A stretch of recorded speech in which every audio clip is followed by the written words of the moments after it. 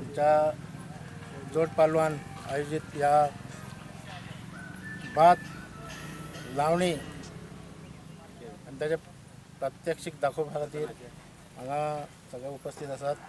हांव father George हांचे स्वागत करता। त्याच बरोबर आमचे असिस्टंट डायरेक्टर श्री दाबोलकर। सध्या शेती क्षेत्र किंवा कृषी क्षेत्र जे आसा ते फायदेशीर कशें ठरचें हाज्या खातीर चडांत चड तंत्रज्ञान शेती क्षेत्रांत वापरप हें सरकारचें ध्येय आसा। कारण आमी जेन्ना पळयतात की आज सगळेच श्रम म्हारग जाल्ले आसा किंवा श्रम करपी ना आनी अशा हातूंतल्यान आमची पारंपारीक शेती जी आसा ती शेती जर टिकून उरतलो जायत जाल्यार कितें ना कितें तरी उपाय काडपाक जाय आनी त्या माध्यमांतल्यान सरकार आज सगळ्या हातूंतल्यान प्रयत्न करीत आसा आनी त्या माध्यमांतल्यानूच आज हे भात म्हणजे भात लावणी जे मशीन येयल्लें आसा ते एक म्हत्वाचे एक प्रगती जाल्ली आसा अशें म्हणपाक कांय हरकत ना।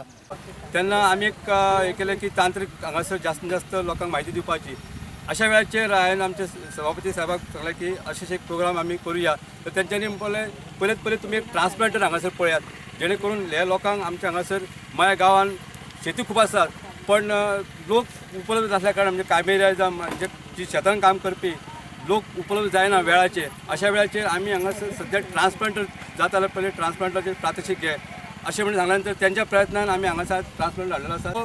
भाताक खूब लोक म्हणटा कमी चड आसा पूण हो आतां अशें मेकॅनिझम केलें जायत जाल्यार खर्च कमी जातलो।